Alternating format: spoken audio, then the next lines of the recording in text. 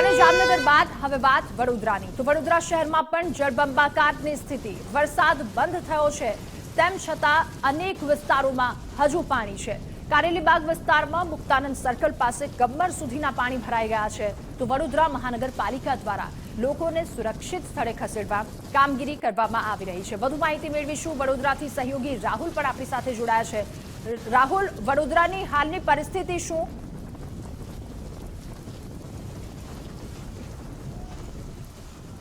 બિલકુલ જે પ્રમાણે રાધા વાત કરવામાં આવે કે વડોદરાની અંદર 10 કલાક જેટલો સમય વીતી ગયો છે કે વરસાદે વિરામ લીધો હોય પરંતુ શહેરના અનેક વિસ્તારો કારેલીબાગ હોય કે પછી અન્ય જે વિસ્તારો છે એ તમામ વિસ્તારોની અંદર હજુ પણ જળબંબાકારની સ્થિતિ જોવા મળી રહી છે પરંતુ એનડીઆરએફ ફાયર વિભાગ કે વડોદરા મહાનગરપાલિકા દ્વારા જે પણ વાહનો ફસાયા છે એ તમામને બહાર કાઢવાનો પ્રયત્ન કરવામાં આવી રહ્યો છે સાથે સાથે જે લોકો ફસાયેલા હોય એ તમામ લોકોને ઘરની બહાર કાઢીને સુરક્ષિત સ્થળે ખસેડવામાં આવી રહ્યા છે જ્યારે જે લોકોને ફૂડ જોતું હોય તે એ લોકોને ફૂડ પણ હવે ઘરે ઘરે સુધી પહોંચાડવામાં આવી રહ્યું છે હાલ જે પ્રકારના દ્રશ્યો જોઈ શકાય છે મુક્તાનંદ જે સર્કલ છે કારેલીબાગ ખાતે આવેલો ત્યાંના દ્રશ્યો જોઈ શકાય છે કે ઘૂંટણ સુધીના પાણી હજુ પણ યથાવત જોવા મળી રહ્યા છે સ્થાનિકોનું કહેવું છે કે અહીંયા હજુ પણ ધીમે ધીમે પાણીનો જે પ્રવાહ છે વધી રહ્યો છે પરંતુ અનેક વિસ્તારો એવા છે કે હજુ સુધી પાણીમાં ગરકાવ છે પરંતુ એનડીઆરએફના એસડીઆરએફની ટીમ છે ફાયર વિભાગની ટીમે જે વિસ્તારોની અંદર પાણી ભરાયા છે તે તમામ લોકોને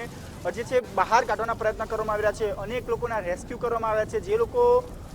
જરૂરિયાત છે જેને જીવન જરૂરિયાતો જે ખૂટી રહી છે મેડિકલની સુવિધા ખૂટી રહી છે તે લોકોને ઘરે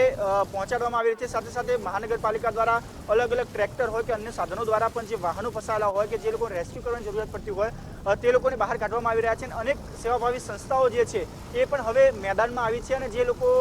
જરૂરિયાત છે તે લોકોને ઘરે જે અલગ અલગ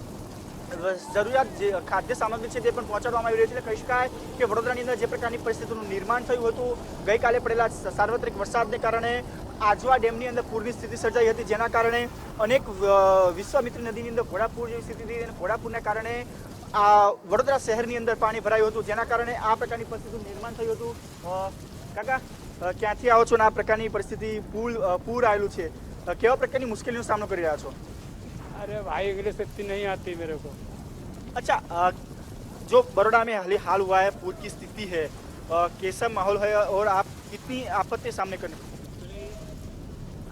વડોદરાની અંદર જે પણ સ્થાનિક કાઉન્સિલરો છે કોર્પોરેટરો છે જો ફેસ્ટિવલના આયોજન કરતા આ ટાઉન પ્લાનિંગના આયોજનમાં ધ્યાન આપે તો આ પરિસ્થિતિ ના થાય ફક્ત 10 ઇંચ વરસાદ હોય કે 5 ઇંચ વરસાદ હોય ત્યારે આવી પૂરની ભયંકર પરિસ્થિતિ હજુ તો આ પરિસ્થિતિ શરૂઆત છે કેમ કે આ પાણી ઉતરશે પછી આ લોકોની હાલત શું હશે એ લોકોનું ખાવા પીવાનું શું સાંજે કેવી રીતે એમના ઘરે ચૂલો સળગશે અત્યારે તો અહીંયા ઊભા રહેવાની પણ પરિસ્થિતિ નથી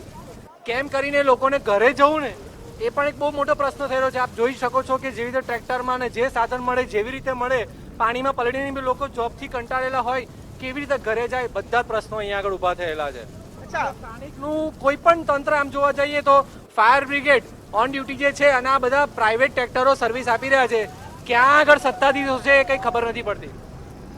મહાનગરપાલિકાના મેયર હોય કે જે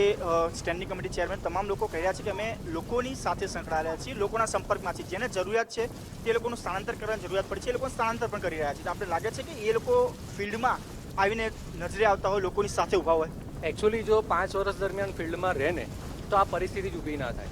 આ પરિસ્થિતિ લેક ઓફ પ્લાનિંગ છે જ્યાં આગળ આ વોટર બ્લોકિંગ થાય છે લગભગ મહિના પહેલાં પણ આવી પરિસ્થિતિ થઈ ગઈ છે તો તે ઘડીએ કોઈ પ્લાનિંગ કર્યા હોત કે આવું થાય તો શું કરવું તો આ ફરીથી વારંવાર પરિસ્થિતિ ના આવે આ અત્યારનું નથી 2012થી અત્યાર સુધીમાં 2024 સુધીમાં લગભગ આ 4 થી 5 વખત પરિસ્થિતિ સર્જાઈ ચૂકી માણસ ઊભો થાય 4-5 વર્ષ મહેનત કરે ફરીથી પાછી આવી પરિસ્થિતિ આવે ધંધા પાણી આ લોકોના દુકાનોમાં ઘરોમાં પાણી છે બધું અસ્તવ્યસ્ત માહોલ હવે આ અસર પડશે બજારમાં ઇનડાયરેક્ટલી આ બધું કનેક્ટેડ છે ક્યાંક ને ક્યાંક જો સત્તાધીશો પ્રોપર ધ્યાન આપે 5 વર્ષ હું નથી એવું નથી કહેતો કે કામ નથી કરતા પણ જે પ્લાનિંગથી કરવું જોઈએ આપણા જે 76 કોર્પોરેટર છે 76 જો પોતાની કાર્યક્ષમતા બતાવે ને તો આ પરિસ્થિતિ ક્યારેય ઊભી જ ન થાય બિલકુલ જે લોકો સ્થાનિકો કહી રહ્યા છે કે છેલ્લા ઘણા સમયથી આ પ્રકારની પરિસ્થિતિ છે જો સ્થાનિક તંત્ર દ્વારા ચોક્કસથી કામગીરી કરવામાં આવી હોત તો આ પ્રકારની પરિસ્થિતિ ઊભી ન થઈ હોત તેઓ પણ કહી રહ્યા છે કે મહાનગરપાલિકાનું જે અલગ અલગ ડિપાર્ટમેન્ટ છે તે